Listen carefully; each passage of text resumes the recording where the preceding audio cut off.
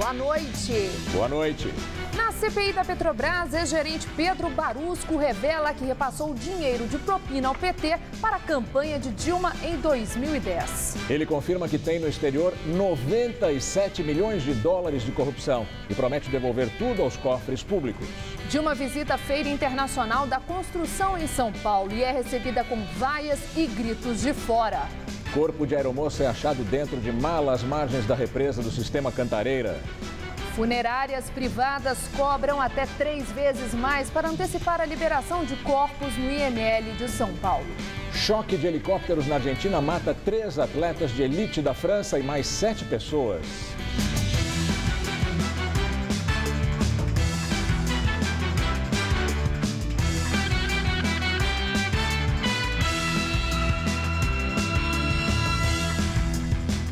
A presidente Dilma Rousseff foi recebida com vaias ao chegar ao Salão Internacional da Construção aqui em São Paulo.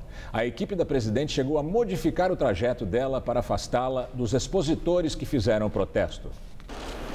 Dilma foi vaiada no momento em que visitava a exposição e seguia para o anfiteatro do centro de eventos para a cerimônia de abertura. Ela chegou a mudar de direção para evitar um encontro com os manifestantes. Nós vamos voltar aí. Tá tudo bem. A feira, com 1000 expositores de 25 países, ainda estava fechada para o público. As vaias e os gritos de "Fora Dilma" partiram de pessoas que trabalhavam no evento.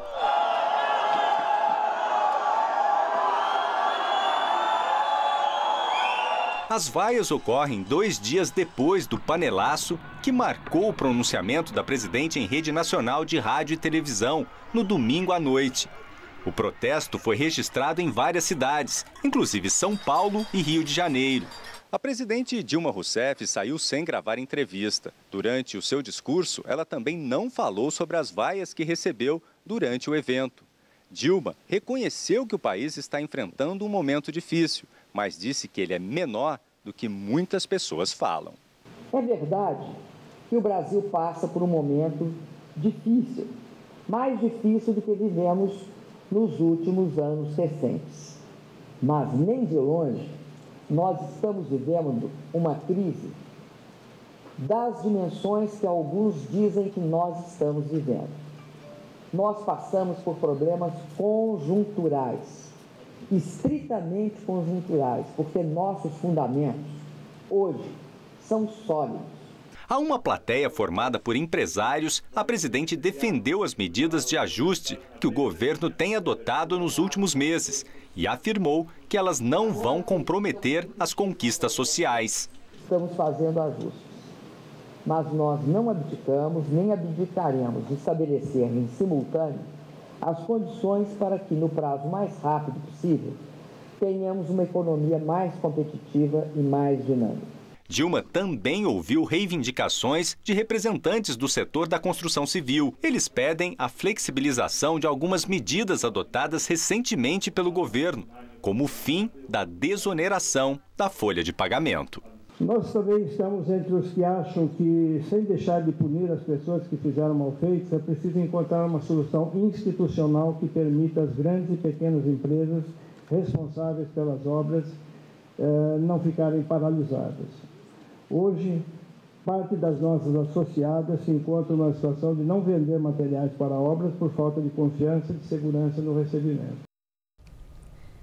Em depoimento à CPI da Petrobras, o ex-gerente de serviços da estatal, Pedro Barusco, revela detalhes sobre o esquema de propinas investigado na Operação Lava Jato da Polícia Federal. Barusco é o primeiro a depor na CPI da Câmara dos Deputados. Ele contou como se desenvolveu a corrupção na empresa. Eu comecei em 97, 98, uma atitude isolada, né? Já detalhei até onde eu poderia detalhar, sou objeto de uma investigação. E a partir de 2003, 2004, houve uma fase onde estava institucionalizada esse sistema de propina, tá? Eu só sei isso. Barusco disse que naquela época o diretor de serviços Renato Duque e o tesoureiro do PT, João Vacari Neto, participavam diretamente do esquema de recebimento de propina. O João Vacari, eu realmente sentava com ele e discutia mais recentemente, né? Mas eu não me envolvia nessa parte do que ele ia fazer com o dinheiro, se era para ele, se era para o partido. O rótulo era PT. O ex-gerente destacou que os valores eram aplicados em fundos de investimento. Ele prometeu devolver todo o dinheiro. Eu separei também em depósitos, que seria a propina em si, né? E o rendimento financeiro, porque, como eu declarei, eu nunca fiz retirada. Então, na realidade, de depósitos foi na faixa de 70 milhões. 27 são rendimentos financeiros. Tá? Então, na realidade, eu recebi de propina 70 milhões. Tá? Barusco disse que repassou a Vaccari propina paga pela empresa SBM para a campanha presidencial de Dilma Rousseff em 2010. Barusco disse também que acredita que os bancos onde colocou o dinheiro no exterior sabiam que os depósitos eram provenientes de dinheiro ilegal. Na abertura da conta em qualquer banco suíço, tem que fazer aquele perfil, né? E naquele perfil a gente coloca. Tanto que na minha documentação bancária está lá que eu sou empregado da Petrobras e tal. Né? Então, não é o salário da Petrobras que Vossa Excelência depositou 96 bilhões, tá certo? Está certo. Então ela sabia. Eu acredito que sim. E o banco também, não, o senhor caso... Michael Edmondo Michan. Eu não estou dizendo que só a Denise, eu acho que os bancos todos sabiam. Em nota, o PT afirma que o secretário nacional de Finanças do partido, João Vaccari Neto, nunca tratou de finanças ou doações para a legenda com Pedro Barusco. O texto diz ainda que Barusco não apresentou nenhuma prova ou mesmo indício que liguem Vaccari ao recebimento de propinas e que, por fazer denúncias sem apresentar provas, ele será processado pelo partido. E agora vamos ao comentário de Josias de Souza, direto de Brasília. Brasília viveu uma terça-feira paradoxal. 2 fatos movimentaram a cidade, ambos no Congresso Nacional. Na Câmara, a CPI da Petrobras ouviu Pedro Barusco, um ex-gerente da estatal, que falou sobre os milhões que eram desviados na Petrobras. No Senado, Joaquim Levy, ministro da Fazenda, negociou com o Renan Calheiros, presidente do Senado, um reajuste na tabela do imposto de renda que, se tudo correr como desejado, vai resultar num ganho michuruca para quem paga imposto no Brasil. No depoimento da CPI, Pedro Barusco admitiu que ele próprio, funcionário de terceiro escalão, desviou para contas na Suíça 97 milhões de dólares. Isso na cotação de hoje dá algo como mais de 300 milhões de reais. É muito dinheiro. De resto, ele falou sobre a atmosfera de roubalheira que prevalecia na Petrobras, contou até de algumas reuniões das quais ele participou, com a presença do tesoureiro do PT, João Vaccari Neto, para definir o racha das propinas. No Senado, o que Joaquim Levy tenta negociar é um reajuste escalonado da tabela de imposto de renda, de tal sorte que se chegue a um meio termo entre o que quer o Congresso, um reajuste de 6,5%, e o que oferece a presidente Dilma, 4,5%. Se tudo correr como o ministro deseja, como o Congresso e o ministro negociam, quem ganha menos vai ter um benefício um pouquinho maior. Para ter uma ideia de uma noção de grandeza, uma pessoa que paga imposto de renda sobre uma renda de R$ 5.000 vai ter um ganho de R$ 9,51 por mês. R$ 9,51 por mês. A comparação entre esses trocados e os milhões desviados na Petrobras tira o humor de qualquer um. A propósito, Dilma Rousseff foi vaiada novamente nesta terça-feira. Dessa vez em São Paulo, ao chegar num evento do setor de construção civil. Vaiaram a presidente, basicamente funcionários estavam montando estandes no local e alguns expositores. Na definição do Palácio do Planalto, é gente interessada em provocar o terceiro turno. Ou o governo muda pelo menos essa retórica, ou Dilma Rousseff se arrisca a transformar a vaia na trilha sonora oficial do governo dela. Boa noite. 31 militares do batalhão da Guarda Presidencial que foram hospitalizados na tarde de ontem depois da queda de um raio perto do setor militar urbano, no Distrito Federal, em Brasília, continuam em observação. Nenhum deles, feridos, corre risco de vida. Os guardas presidenciais participavam de uma atividade em um ambiente aberto quando começou a chover e foram atingidos por um raio. Eles foram socorridos pelo SAMU e encaminhados a 3 hospitais com queimaduras. Além da guarda do Palácio do Planalto, os militares foram atingidos também são responsáveis pela segurança no Palácio da Alvorada e da Granja do Torto, residenciais oficiais da presidente Dilma Rousseff. O corte de 141 novas vagas das 5 creches da USP tem mudado as aulas na universidade. Sem ter com quem deixar as crianças, as mães têm levado os bebês para a faculdade. Os pais têm medo de que o serviço seja fechado de vez. Tarsila está há anos do vestibular, mas já é frequentadora assídua das aulas na Faculdade de Saúde Pública da USP. Nos vídeos feitos pela mãe, a menina de 1 ano e meio participa das aulas na lousa e brinca com os materiais enquanto os alunos estudam.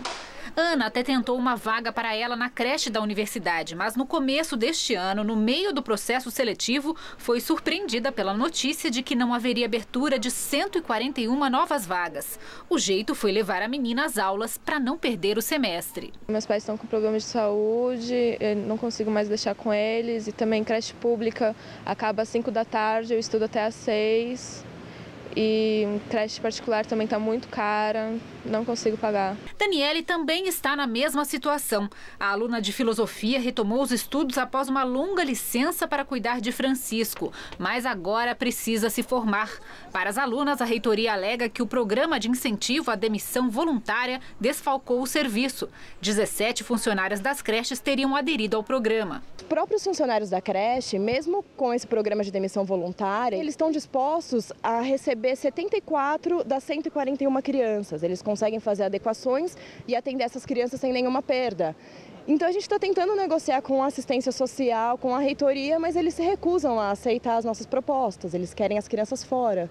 A Universidade de São Paulo tem 5 creches, 2 aqui no campus Butantã, uma na Faculdade de Saúde Pública aqui na capital e 2 no interior do estado, nos campi de Ribeirão Preto e São Carlos. São atendidas cerca de 600 crianças e podem frequentar filhos de funcionários, professores e também de alunos da universidade. Mas mesmo quem tem filho aqui já está preocupado.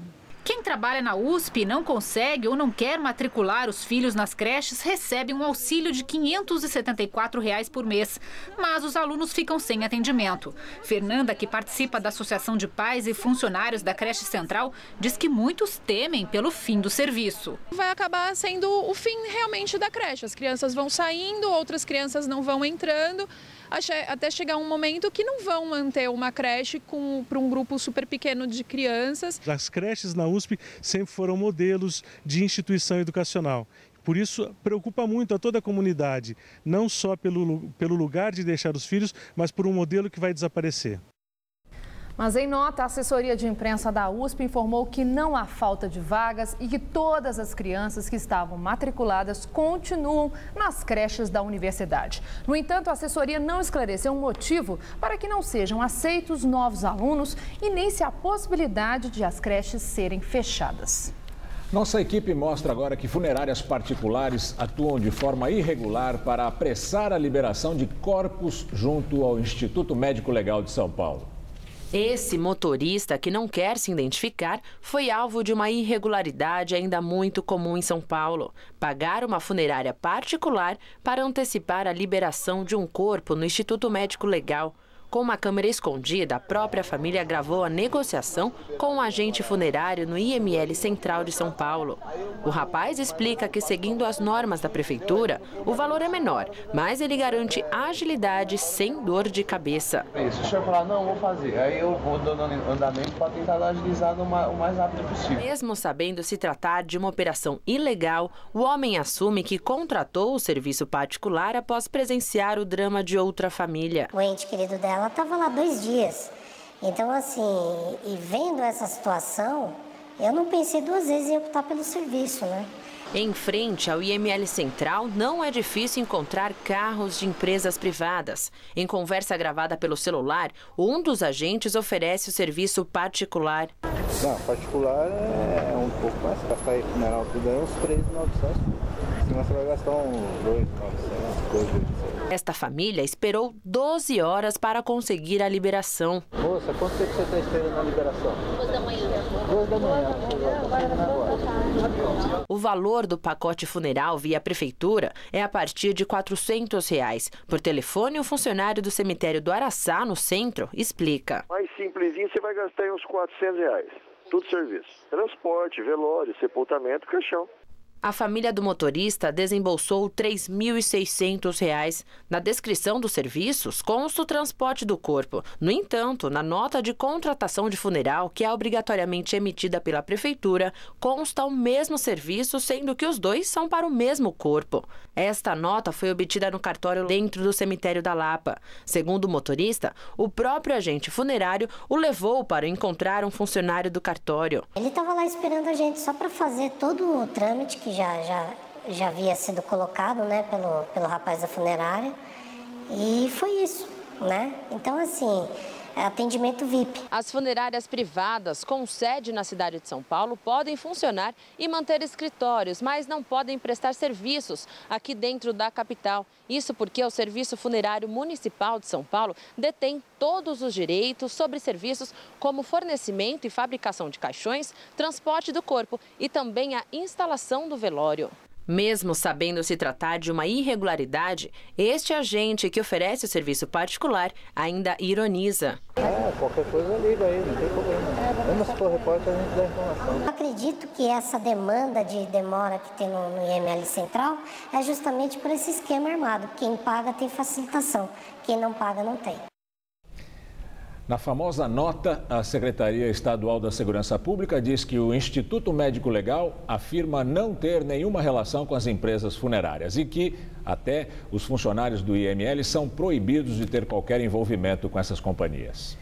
Na zona sul de São Paulo, incêndio destrói depósito de peças de motores de uma mecânica. O incidente foi na rua Sazak, uma travessa da Avenida Cupecê. O fogo começou por volta da 1 da tarde. O local fica ao lado de um posto de gasolina, o que causou medo para moradores da região. O teto do local desabou parcialmente. 5 viaturas do Corpo de Bombeiros foram deslocadas para controlar o incêndio.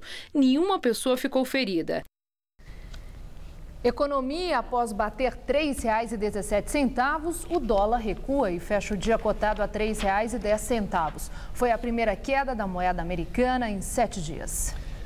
O presidente declarou ontem que o governo já possui condições para estabilizar a moeda e conter a inflação. O presidente, entretanto, apelou para a trégua nos preços e blá, blá, blá, blá, blá, blá. Sabe de quem é essa frase? Imagina de que presidente se trata? Do general Castelo Branco, o primeiro da série de ditadores que começou em 64. A frase, aliás, é de 9 de março de 1965, exatos 50 anos. Está aqui na Folha de São Paulo de hoje. Parece antiga para você? O governo propõe ajuste maior na tabela do imposto de renda à pessoa física para uma faixa de menor renda. A informação foi dada pelo ministro da Fazenda, Joaquim Levy, após reunião com o presidente do Senado, Renan Calheiros. Levy não detalhou qual seria essa faixa de menor renda. Nela, a correção anunciada de 4,5% pode passar para 6,5%. Há algumas possibilidades, mas o conceito, evidentemente, é de dar um ajuste mais significativo para as faixas de menor renda, de tal maneira que os tetos dessas faixas tenham um aumento um pouco maior do que o aumento que havia sido pensado originalmente, então de 4,5%. Com o reajuste, aumentaria a faixa de isenção para R$ 1.903,98 por mês. Se a correção for mantida em 4,5%, o teto fica em R$ 1.868,22. Denise Campos de Toledo, a nossa comentarista de economia, analisa agora a importância dessa negociação do ministro Levy com o Congresso. O ministro Levy está no corpo a corpo para tentar salvar o ajuste fiscal. O governo tem de gerar um saldo bem positivo nas contas este ano. Esse é o primeiro objetivo do ministro para recuperar a credibilidade e começar a colocar a casa em ordem. O governo gastou demais no ano passado, arrecadou menos porque a economia desacelerou e agora tem que compensar. Sem isso, a capacidade de o país pagar as dívidas fica sob suspeita. O Brasil pode ser rebaixado na recomendação de investimento, o que deixaria a situação bem mais complicada. Agora, agora, a relação entre governo e Congresso está muito difícil. Uma das principais medidas para garantir o superávit foi devolvida por Renan Calheiros, aquela que cortava a desoneração da folha de salários, aumentando o custo das contratações para as empresas. Foi um tropeço feio que impulsionou a recente onda de nervosismo do mercado com a disparada do dólar. O mercado sabe a importância do ajuste. Parece que Levi está dando alguns anéis para não perder os dedos. Cede um pouco na correção da tabela do imposto de renda, faz até um agrado para a população que ganha menos, mas segura alguma coisa a mais do pacote de ajuste. A tarefa não é fácil. Por mais que o ajuste seja necessário, ele tem consequências negativas que geram resistência, já que inclui tarifaço, aumento de impostos, fim de desonerações, cortes de benefícios sociais e de investimentos. É o custo da política equivocada dos últimos anos, cujos erros a presidente insiste em não admitir. Haja paciência para engolir um pacote desses, não é mesmo? Volto na quinta. Boa noite para você. A lei que proíbe a revista íntima de visitantes dos presídios do estado de São Paulo entrou em vigor há 6 meses, mas na prática o procedimento continua sendo feito igualzinho. O prazo para a regulamentação da lei venceu no mês passado. Pois é, as revistas íntimas deveriam ser substituídas por scanners corporais. Mas, segundo reportagem do jornal O Estado de São Paulo, só na quinta-feira passada, o governo estadual definiu o primeiro pregão eletrônico para a compra desses equipamentos. De acordo com a Secretaria da Administração Penitenciária, esses scanners corporais serão testados nos CDPs de Pinheiros 1, 2, 3 e 4, aqui na capital paulista. O governo não cumpre a lei e mantém a revista vexatória nos presídios, como a gente viu. Ao mesmo tempo, são comuns as notícias de presos com celulares e churrasco. Se for preso rico, é churrasco de costela. Dos dois lados, ninguém respeita a lei nas prisões brasileiras. Elas continuam sendo vistas em nosso país como a lata de lixo onde se jogam os restos indesejáveis. Não merecem a menor atenção nem respeito. Ao escavar o asfalto para a retirada de uma ciclovia e iniciar as obras do corredor de ônibus Inajar de Souza, operários encontram uma relíquia do que já foi o principal meio de transporte da capital paulista, o bonde. A Bike Repórter Renata Falzoni conta essa história. Construída há apenas 8 meses, a primeira estrutura do plano Ciclovia SP está sendo destruída para dar espaço ao corredor de ônibus da Inajar de Souza. Detalhe, esta obra revela as entranhas da cidade, os antigos trilhos dos bondes.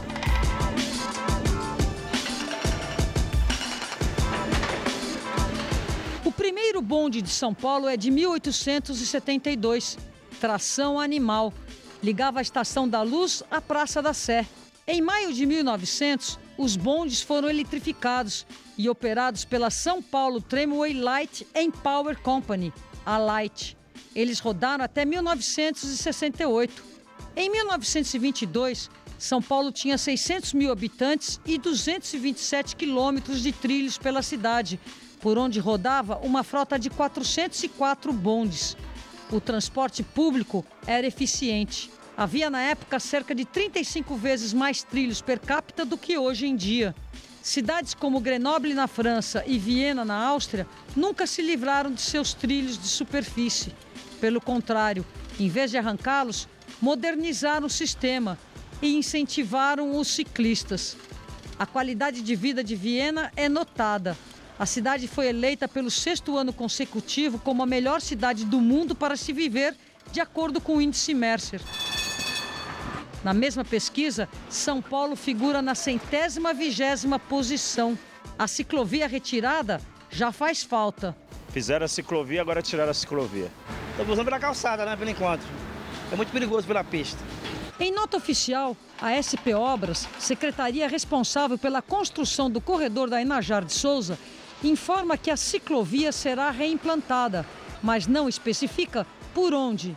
E que tão logo os trilhos foram encontrados, o Departamento do Patrimônio Histórico foi informado e que os mesmos encontram-se à disposição destes, devidamente armazenados no canteiro de obras. Uma vergonha, né? Porque joga o nosso dinheiro fora, né? Vai ter que quebrar de novo, fazer uma outra obra. Acho que falta de planejamento, né? Eu acho incrível, já estão destruindo isso aí. Ah, coisas antigas, né? Coisa do bondinho. Poderia voltar de novo, né? Seria legal. Voltei ao tempo, né? O tempo que tinha bonde aqui, que a gente saía da Lapa, vinha aqui no Correio, então a gente passava por aqui. Tiraram e foram aterrando e asfaltando por cima. E o asfalto foi tão pequenininho que você vê aqui, tirou uma casquinha de asfalto, você já vê o trilho, né? Os dormentes, tudo de peroba. Hoje está sendo muito para a gente recordar mesmo. Recordar é viver, né? Tá aí. Alvos de inquérito no Supremo Tribunal Federal, os deputados Sandes Júnior, que não se perca pelo nome, e Lázaro Botelho, ambos do PP, pediram afastamento da CPI da Petrobras. Eles estão na lista entregue pelo procurador-geral Rodrigo Janot ao STF e vão ser investigados por uma suposta participação num esquema de corrupção na companhia. Essa decisão foi tomada após uma reunião da legenda hoje à tarde. Diversos partidos, entre eles o PSOL, PPS e PSDB, questionaram a presença dos parlamentares na comissão. Botelho era titular na CPI, já Sandes era suplente.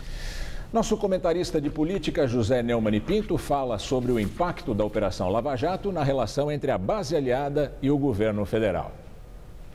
Escuta aqui. Se o PSDB e a oposição se preocuparam tanto em tirar da CPI o Sandes Júnior e o Lázaro Botelho, por que não se preocupam em tirar da presidência do Senado o doutor Renan Calheiros e da presidência da Câmara o doutor Eduardo Cunha? Ora bolas, lá deve ter algum advogado que já ouviu falar de juiz mandar prender réu que pode pressionar testemunha ou alterar provas. Esses dois senhores são investigados e têm muito poder e estão claramente constrangendo o Ministério Público por terem sido incluídos na lista de Janot. Renan Calheiros falou em criar uma CPI contra o Ministério Público. Olha que maluquice. Agora está espalhando pelos corredores do Senado que não vai permitir que Dilma reconduza Rodrigo Janot à Procuradoria-Geral da República. Isso não é constranger? Mas que democracia é essa? Como é que a Dilma, por exemplo, que é presidente da República ainda, convive com isso?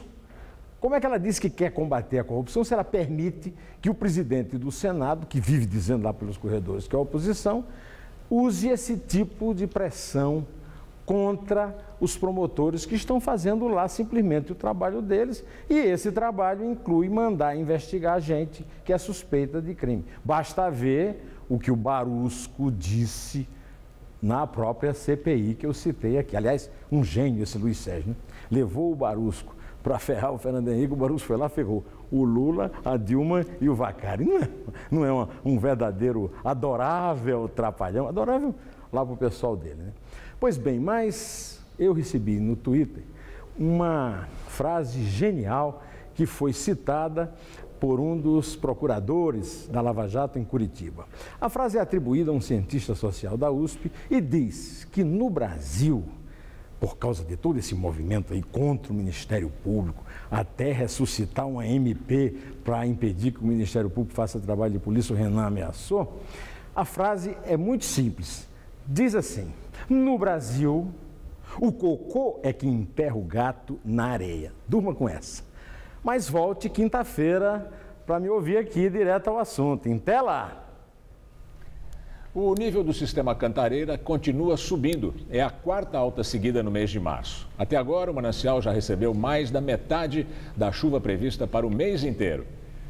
De acordo com a medição da Sabesp, o nível do reservatório passou de 12,9% para 13,3% da capacidade. Todos os sistemas que abastecem a Grande São Paulo também registraram um aumento no nível de água armazenada. Devido à redução da vazão, o sistema Cantareira já foi ultrapassado pelo Guarapiranga em relação ao número de clientes abastecidos. O nível da represa de Guarapiranga subiu de 69,3% para 70,4%. O Alto Tietê opera com 19,9%. E hoje foi mais um dia de tempo instável em praticamente todo o estado de São Paulo. Aqui na região metropolitana, o sol apareceu tímido, sempre intercalado com muita nebulosidade e chuvas isoladas. Pois é, e agora à noite o tempo está um pouquinho menos abafado. Faz 23 graus neste momento e ainda são esperadas outras pancadas de chuva ao longo de toda a madrugada. Mas vamos ver como é que fica o tempo amanhã com Mariana Armentano.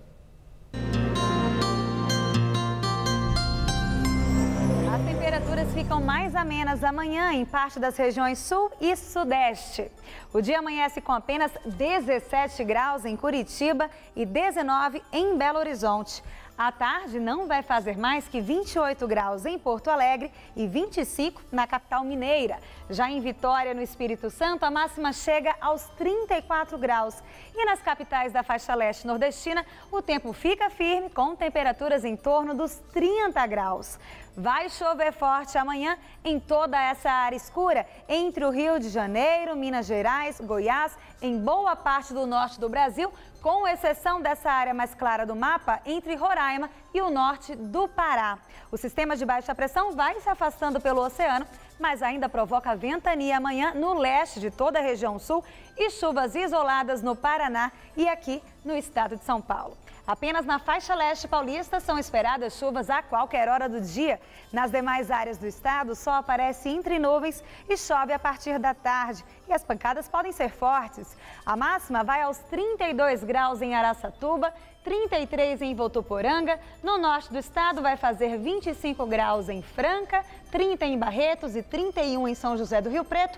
E no litoral, a máxima chega aos 30 graus em Santos e aos 28 em Caraguatatuba. Aqui na capital, mínima de 20 e máxima na casa dos 28 graus.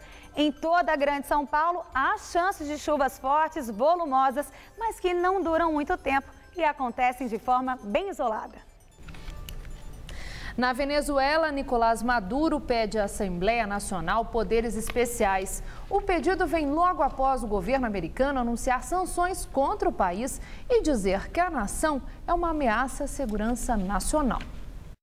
Se o pedido for aprovado, Maduro pode governar por decreto. Isso significa que o presidente pode adotar uma série de medidas sem ter que pedir o aval do poder legislativo, por tempo indeterminado. Em discurso, Maduro justificou a medida dizendo que esta é a única forma de defender a paz e a integridade da Venezuela. Ele ainda rebateu as acusações do governo americano e disse que Barack Obama é a verdadeira ameaça aos Estados Unidos. Maduro já usou esse artifício por um ano, entre novembro de 2013 e novembro de 2014.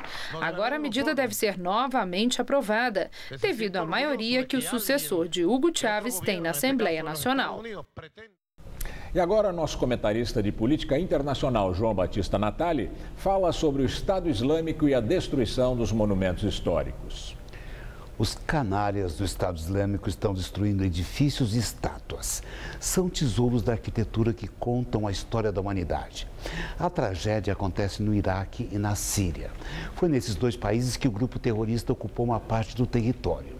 Eles não aplicam a lei muçulmana dos grandes mestres do Alcorão. Eles aplicam a lei que sai do nariz deles. Uma das burrices em que eles acreditam é que qualquer estátua que represente um ser humano já é coisa de idolatria. Então eles pegam martelos e tratores para destruir tudo que enxergam pela frente. Isso já aconteceu há 10 anos com o Talibã no Afeganistão. Agora os malucos atacam cidades antigas de Hatra e Nimrud. Nesse primeiro sítio arqueológico existia uma fortificação com 2.200 anos e que até resistiu a uma invasão dos romanos. Em Nimrud, outro edifício tinha 2.800 anos. A Síria é um imenso depósito de história. Antes dos muçulmanos, lá viviam povos da mais remota antiguidade. Foi um dos centros de expansão do cristianismo e também um centro de estudos rabínicos que aprofundaram os conhecimentos sobre a religião judaica. O Iraque está na Mesopotâmia. Lá moravam sumérios e acadianos há mais de 40 séculos.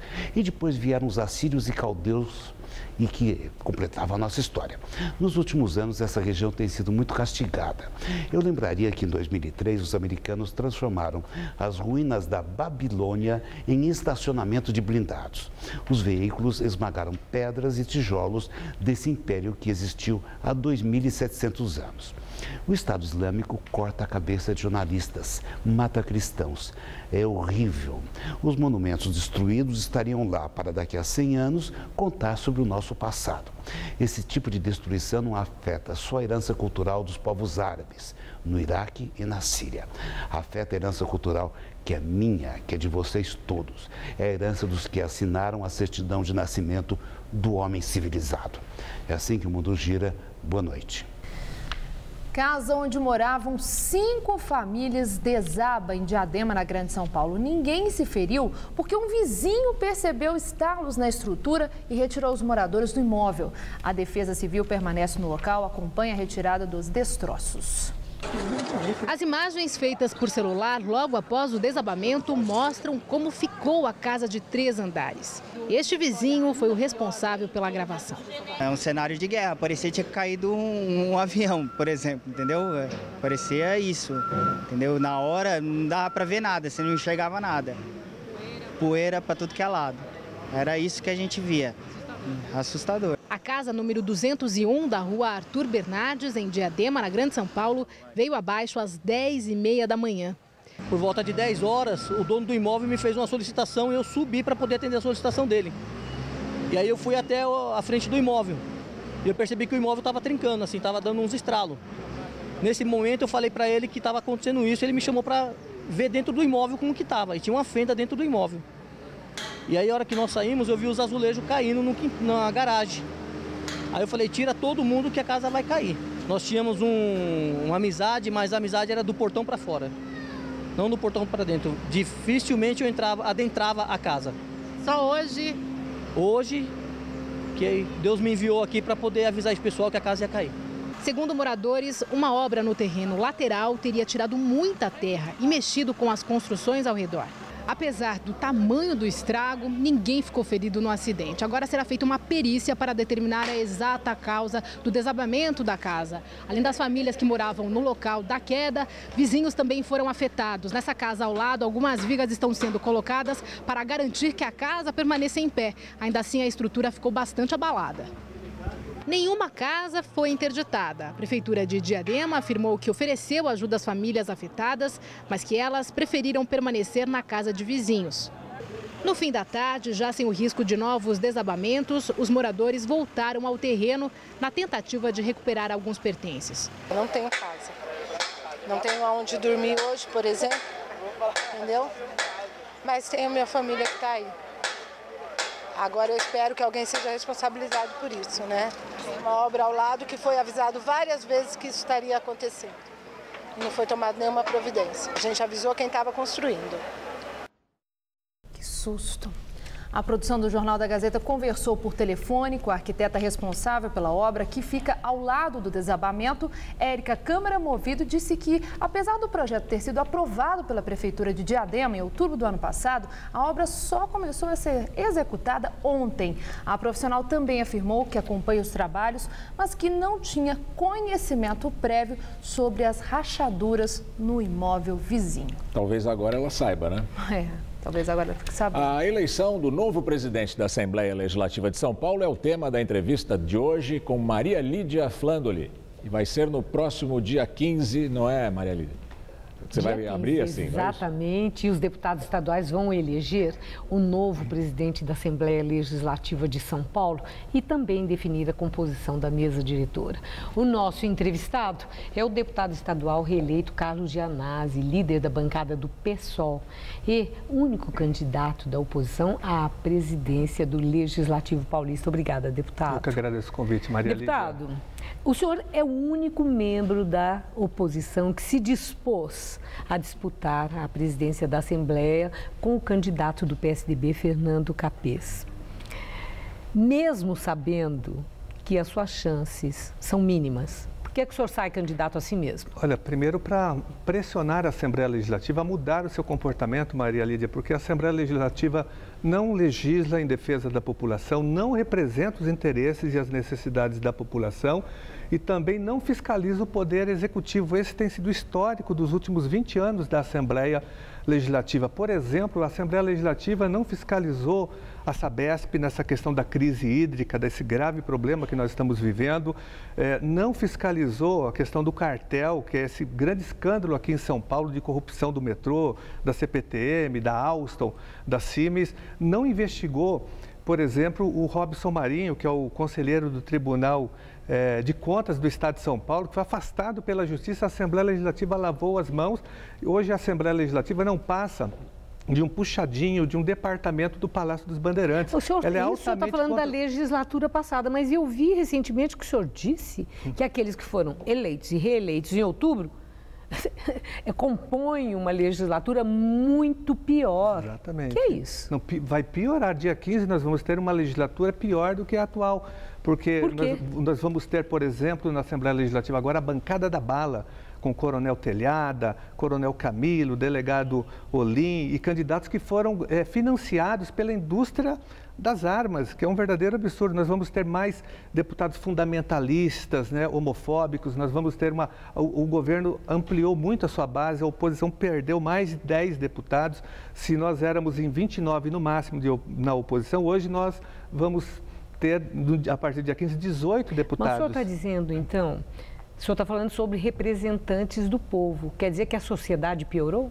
Eu acho que a sociedade, acho que ela não teve o esclarecimento devido aqui em São Paulo. Houve uma grande blindagem, principalmente da grande mídia, não da TV Gazeta, que é uma exceção aqui do seu programa, mas a população não teve acesso às informações do governo Alckmin, por isso que a bancada do governo cresceu. Né? Infelizmente, o governo Alckmin aqui é blindado pela Assembleia Legislativa, pelo Tribunal de Contas, por setores do Ministério Público, setores da Justiça e um grande setor da imprensa empresarial, da mídia empresarial. Deputado, o senhor é o único candidato da oposição, mas eu tenho a informação que os partidos de oposição fizeram acordo para apoiar Fernando Capês. O PT, inclusive. O PT está apoiando o candidato do PSDB? Por incrível que pareça, mais uma vez o partido PT, Partido dos Trabalhadores, né, vive mais uma incoerência. Ele deveria se unir a nós, né, para fazer oposição. E o que explica isso? O loteamento de cargos. Na verdade, haverá uma distribuição de cargos da mesa diretora. Só a Secretaria-Geral, que é pleiteada pelo PT, tem 70 cargos de comissão.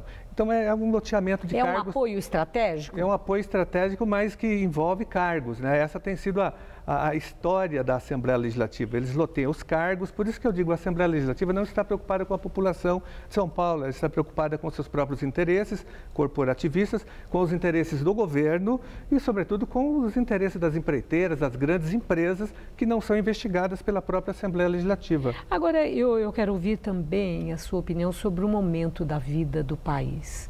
Eu vi uma nota do PSOL, foi no dia 10 de fevereiro. A direção nacional do PSOL soltou essa nota proibindo o uso da sigla nas convocações para manifestações, nessa do dia 13 em especial, em apoio ao governo Dilma. O senhor pode explicar? Nós do PSOL nós somos críticos ao governo Dilma, então nós não vamos participar nem do dia 13 nem do dia 15. Por quê? Primeiramente que a presidente Dilma traiu a população. Mas vocês estão satisfeitos? Não vão manifestar? Não, nós estamos nos manifestando contra o ajuste fiscal, esse ajuste que ela está promovendo, que é contra os trabalhadores, contra os mais pobres. Ela vai reduzir o acesso ao auxílio saúde, à pensão de morte, ao auxílio seguro. E por que não protestar em manifestação, no clamor das ruas? Nós estamos fazendo várias manifestações, mas o do dia 13 é em defesa da Petrobras, em defesa do governo Dilma. Do dia 15 não é. Do dia 15, mas no dia 15 nós temos muitos movimentos defendendo o golpe militar, né? Grupos fascistas, grupos de direita, então nós não vamos também pedir o impeachment da presidente Dilma, porque nós temos que pedir também, então, o impeachment do Alckmin, aqui que também cometeu estelionato eleitoral contra a população, falando que não ia ter água. Ele também vem fazendo um ajuste fiscal. Qual pode ser a saída para esse momento conturbado, tanto com os graves problemas da economia, como com a crise política que se instala, inclusive, no Congresso. E, primeiramente, nós temos encerrar. Olha, eu acho que nós temos que acabar, primeiramente, com ajuste fiscal. A população não pode pagar o preço dessa crise. O governo tem que aprovar medidas para taxar o grande capital, para quem tem muita renda, né, as grandes fortunas, mas não taxar a população, os rentistas. O Brasil canaliza mais de 45% do orçamento federal para o pagamento da dívida pública. Nós temos que mexer aí não na população. E do ponto de vista mais geral, do ponto de vista político, nós temos que exigir a saída imediata do Renan Calheiros da presidência do Senado e do Eduardo Cunha, que eles estão envolvidos, são citados. É um absurdo, acho que seria um bom começo. E a gente tem que ir às ruas para tirar os dois e pedir o fim do ajuste fiscal, tanto da presidente Dilma como também do governador Alckmin. Ambos traíram a população. Eu agradeço sua entrevista. Uma boa noite. Obrigado. Com você, Gamberini. Obrigado. Você vai ver a seguir as notícias do esporte. E a colisão de 2 helicópteros na Argentina. O acidente matou 10 pessoas, sendo 3 atletas franceses. O país está de luto. O Max Atacado tem tudo para você economizar e lucrar ainda mais. É atacado e varejo com muito preço baixo. Confira. Café Melita 500 gramas, 6,78 no atacado. Margarina Qualy 500 gramas, 3,25 no atacado. Pneu 175/70, aro 13, 129,90. Fralda Turma da Mônica Jumbo, 16,98 no atacado. Aceitamos cartões de crédito e débito. A sua economia do comerciante está no Max. Venha economizar. Max Atacado, seu atacado do preço baixo. Quer tirar uma foto? Só se for agora. Quer mandar mensagens? Só se for agora. Quer acessar a internet? Só se for agora. Quer ter tudo isso em um lugar só? Só se for agora. Promoção Agora Eu Vou de Tablet. Junte 5 selos e com mais 10 de R$ 17,99. Você troca por um tablet de 7 polegadas com câmera frontal e internet Wi-Fi. Só o Agora deixa você conectado o tempo todo. Aproveite! De 15 a 24 de março nas bancas. Jornal Agora. Só o que interessa. Se você quer estudar jornalismo, relações públicas, publicidade e propaganda ou rádio, TV e internet, a Faculdade Casper Libero é o seu lugar. Quer conhecer? Eu te levo! Aqui a gente aprende na sala de aula e também em laboratórios de rádio, fotografia, edição de imagens e estúdios de TV. Você também pode colaborar em revistas, sites, programas de TV e rádio laboratoriais. E tem oportunidade de estágio dentro da Fundação Casper Libero. São mais de 60 anos de tradição numa localização incrível. Faculdade Casper Libero, formando os melhores profissionais da comunicação. Quer saber mais? Acesse nosso site.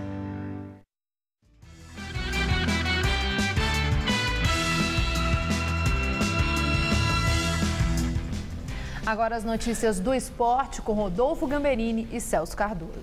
E uma notícia triste, aliás, uma tragédia marcou o mundo do esporte hoje. Um acidente de helicóptero na Argentina matou 10 pessoas, sendo 3 atletas franceses, hein, Celso? Pois é, Gamberini, a velejadora Florence Artaud, a nadadora Camille Muffat e o lutador de boxe Alexis Vastine participavam das filmagens de um reality show. Camille Muffat, nadadora de 25 anos, Alexis Vastine, boxeador de 28 anos e a velejadora Florence Artaud, de 57 anos, morreram no choque de 2 helicópteros ontem na província argentina de La Rioja, região montanhosa perto da Cordilheira dos Andes. Os atletas gravavam um reality show da televisão francesa TF1. O programa é uma espécie de jogo de sobrevivência em que 2 times de celebridades são deixados em lugares selvagens e inóspitos com o objetivo de encontrar a civilização. Além dos 3 atletas, mais 7 pessoas morreram, 5 franceses da produção do reality show e os 2 pilotos argentinos. As 10 vítimas estavam nos 2 helicópteros que bateram no ar. Ninguém sobreviveu. Hoje de manhã, em Paris, o presidente francês François Hollande lamentou o acidente. Hoje, meu pensamento está nesses 3 campeões que um dia fizeram o país deles brilhar e hoje estão mortos. Estão mortos porque, mais uma vez, quiseram ultrapassar fronteiras. São mortos porque eles voulaient, là encore, repousser les frontières. Celso, esses 3 atletas são muito famosos na França, até o presidente falou. São famosos aqui no Brasil também?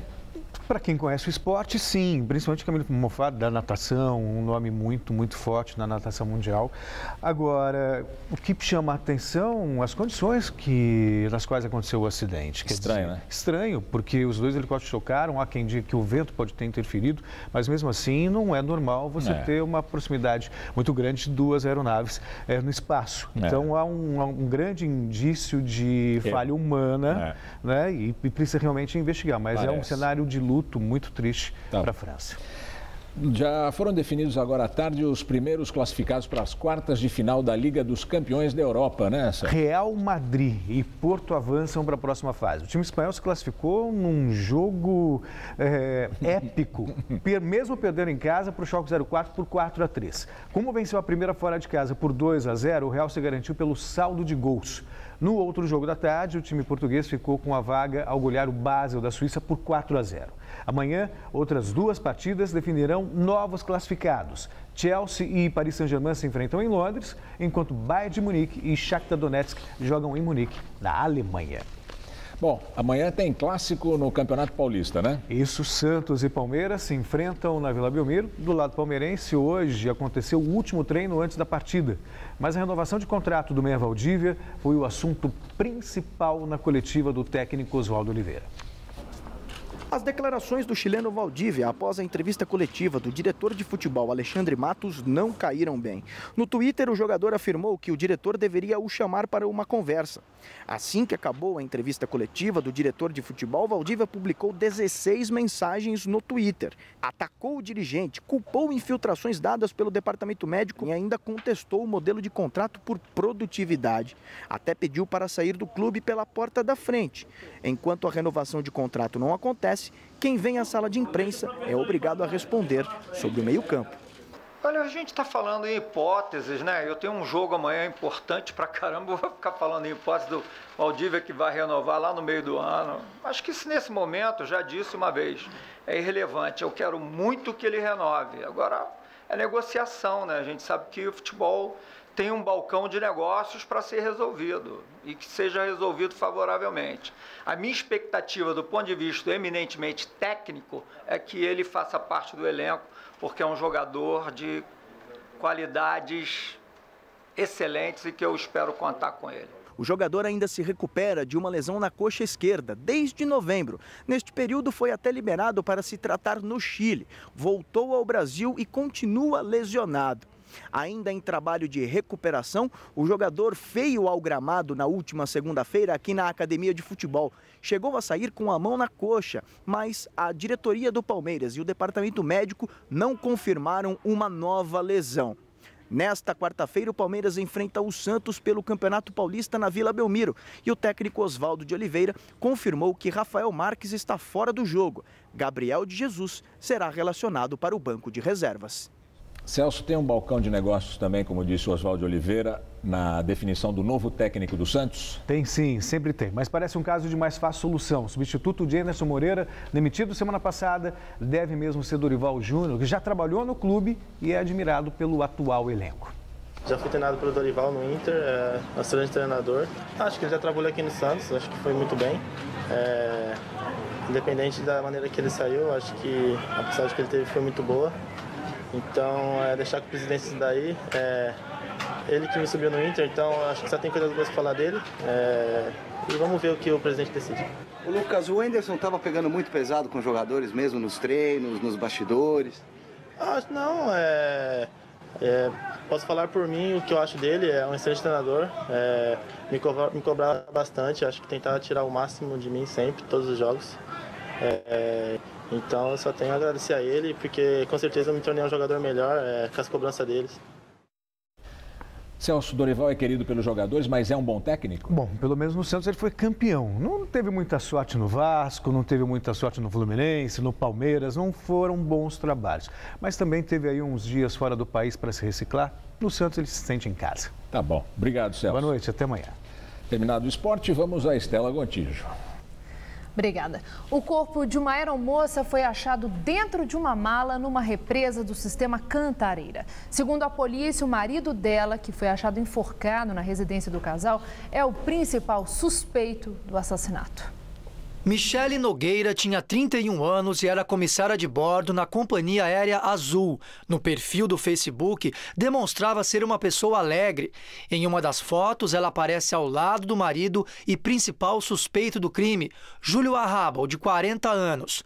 O corpo de Michele foi encontrado ontem por volta das 7h30 da noite, dentro de uma mala de viagem às margens da represa de Atibainha, em Nazaré Paulista, interior de São Paulo. Segundo a investigação, Michele foi morta com pancadas na cabeça. Ela tinha marcas de lesões no crânio e na boca. Já o corpo do marido foi achado horas depois dentro da casa onde eles moravam, em Sumaré, também interior do estado. Ele estava pendurado com um cinto amarrado ao pescoço e com manchas de sangue.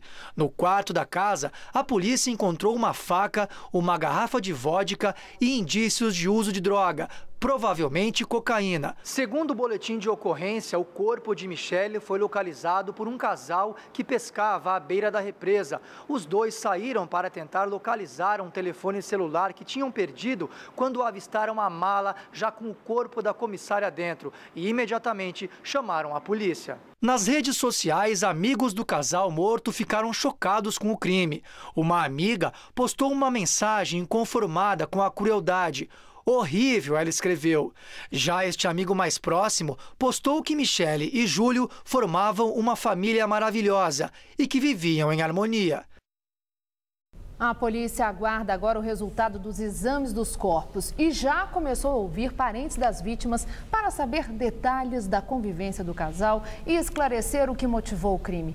Em nota, a Azul diz que lamenta o episódio e afirma que está prestando toda a assistência necessária à família.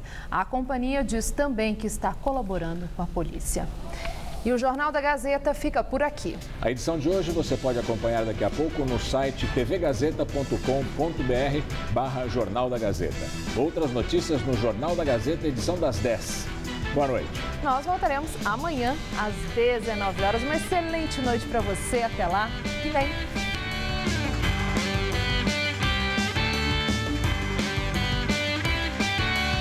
A atriz e comediante Angela Dipp responde tudo em A Máquina. Hoje, 11h30 da noite.